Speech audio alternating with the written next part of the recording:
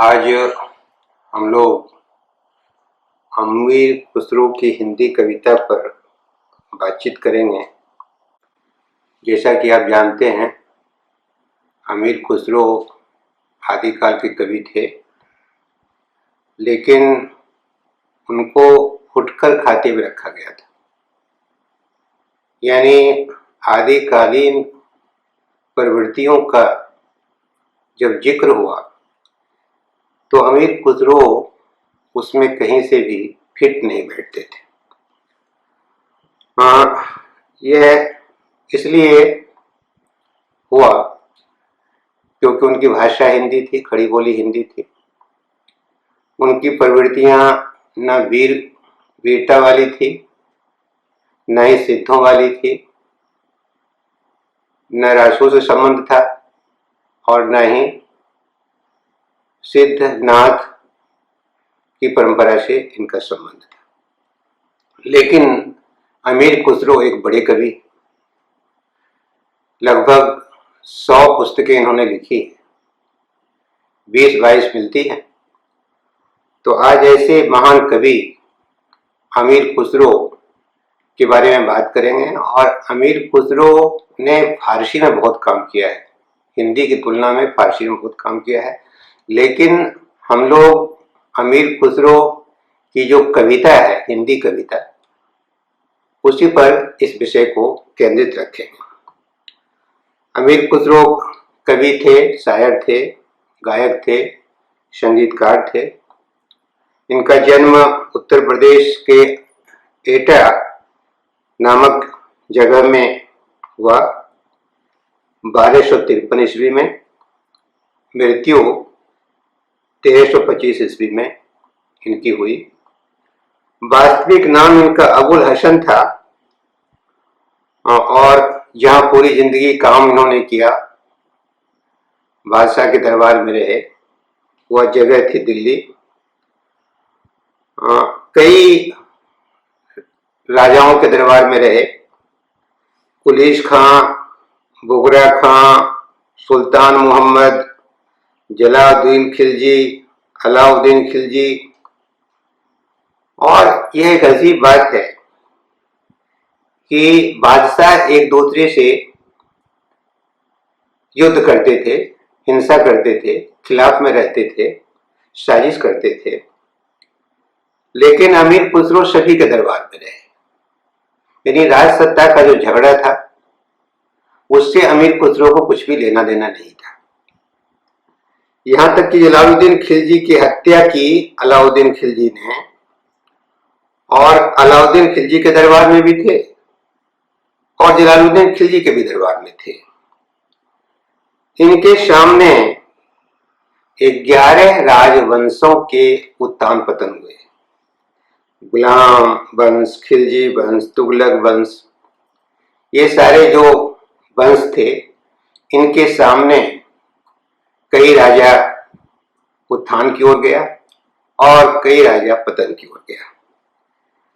ख्वाजा निजामुद्दीन औलिया के ये शिष्य थे।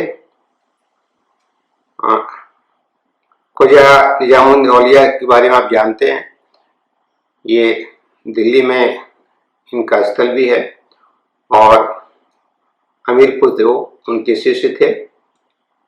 इनकी जो शैलियां थी लेखन की, गजल, ख्याल, कव्वाली, रुबाई इत्यादि, वो लिखा करते थे। जो पुस्तकें इन्होंने लिखी,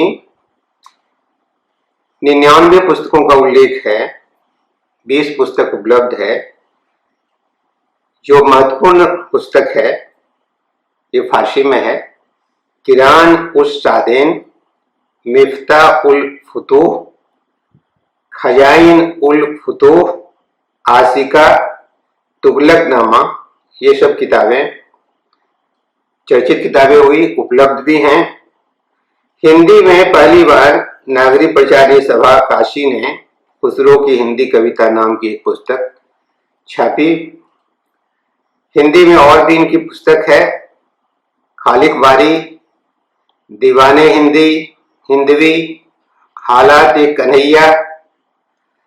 और आप देख रहे हैं किताबों के जो नाम हैं जिस तरह के, उसमें हिंदू परंपरा की चीजें भी हैं, जो भारतीय समाज में, हिंदू समाज में जो उसमें घटित हो रहा था उसका भी जिक्र है। जो जिन लोगों ने बहुत काम किया वे गोपीचंद नारंग, मिश्र बंधु, मौलाना तिवारी, डॉक्टर ताराचंद ने हिंदी में काफी अच्छा काम किया है इनके बारे में। आश्चर्य यह है कि ये महान संगीतकार भी थे।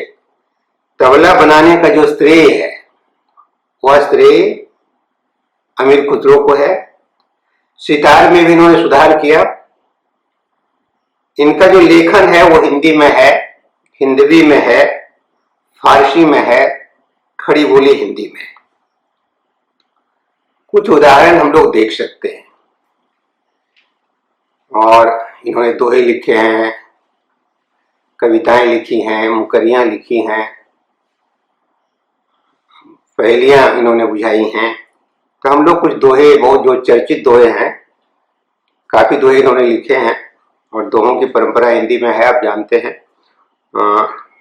एक दोहा है, खुसरो ऐसी पाती प्रेम की, बिरला बाँचे कोई, वेद कुरान पोथी पढ़े, प्रेम बिना का हुई। दूसरा दोहा है, गोरी सोबे सेज पर, मुख पर डारे केश, चल खुसरो घर आपने, सांझ भई चहुतेश। यह जो दोहा लिखा गया है उसमें इनके जो गुरु थे निजामुद्दीन औलिया की मृत्यु हो गई। ये बाहर थे, वहाँ आना संभव नहीं था। जब वो लौटे और उनकी कब्र पर गए तब इन्होंने पढ़ा था कि गोरी सोबे सेज पर, मुख पर डारे केश, चल खुसरो घर आपने, सांझ भई चौतेश। उसके बाद एक दोहा है, रैन बिना जग दुखी, और दुखी चंद्र बिन रैन, तुम बिन साजन मैं दुखी, और दुखी दरस बिन नैन। आप देख रहे हैं कितना सहज सरल जो अर्थ है, अर्थ समझने में भी दिक्कत नहीं है। और आश्चर्य होता है कि 12वीं शताब्दी में इतनी साफ हिंदी में, खड़ी बोली हिंदी में उन्होंने कविता की है। अंगना तो पर्वत भयो, देरी भई विदेश, जा बाबुल घर आपने, मैं चली पिया के देश। ये कुछ दोहे के उदाहरण हैं, काफी दोहे इन्होंने लिखे हैं। इनकी कई कविताएं हैं। उन कविताओं के नाम, कुछ के नाम हैं, आ घिर आई दई मारी घटाकारी, शकल बन फूल रही सरसों, दूसरी कविता है। आज रंग है ए मां रंग है री, तीसरी कविता है। एरी सखी मोरे पिया घर आए, और इसी तरह से अम्मा मेरे बाबा को भेजो री की सावन आया, बहुत दिन बीते पिया को देखे, बहुत कठिन है डगर पनघट की, बहुत रही बाबुल घर दुल्हन, छाप तिलक सब छीने रे मोह से नैना मिलाए के। बहुत चर्चित है, इधर भी गाया गया है, आप जानते हैं। बहुत संगीत बहुत मधुर है जो बनाया गया था, कविता भी बहुत अच्छी है। हजरत ख्वाजा संग खेलिए धमाल, काहे को ब्याहे विदेश। इसकी कुछ पंक्तियां, एक कविता की कुछ पंक्तियां आप सुन लीजिए, आप इससे जानकारी होगी कि कितनी साफ हिंदी में, बेहतर हिंदी में। काहे को ब्याहे विदेश, अरे लखी बाबुल मोरे, काहे को ब्याहे विदेश, गाया भी गया है। भैया को दिया बाबुल महल दो महले, हमको दिया प्रदेश, अरे लखे बाबुल मोरे, काहे को ब्याहे विदेश। मुकरियां इन्होंने काफी लिखी हैं। एक दो मुकरियों के उदाहरण आप देख सकते हैं। वो आबे तो शादी होए, उस दिन दूजा और न कोई, मीठे लागे वाके बोल, ए सकी साजन नहीं सकी ढोल। दूसरी मुकरी है, रात समय है मेरे आबे, भोर भये वह घर उठ जागे, यह अचरज है सबसे न्यारा, ए सखी साजन ना सखी तारा। इसी तरह से पहेलियां काफी उन्होंने बुझाई हैं। एक पहेली है, बीसों का सिर काट लिया, ना मारा ना खून किया। बीसों का सिर काट लिया, ना मारा ना खून किया, उत्तर है ना खून। खेत में उपजे सब कोई खाए, घर में होबे घर खा जाए। खेत में उपजे सब कोई खाए, क्या उपजता है? फूट। घर में होबे घर खा जाए, घर में अगर फूट हो जाए तो घर नष्ट हो जाता है। एक दो सुखने इन्होंने लिखे हैं, यानी दो कथन उसमें होता है, उत्तर एक होता है। जैसे जूता पहना नहीं, समोसा खाया नहीं। जूता पहना नहीं, समोसा खाया नहीं, उत्तर है तला न था। जूता के नीचे तल नहीं रहने से पहना नहीं जा सकता है, और समोसा को अगर तला नहीं जाए कढ़ाई में तो उसको खाया नहीं जा सकता है। और इस तरह से आप देखें, कुछ उदाहरण हम लोगों ने दिए कविताओं के, जो उदाहरण थे।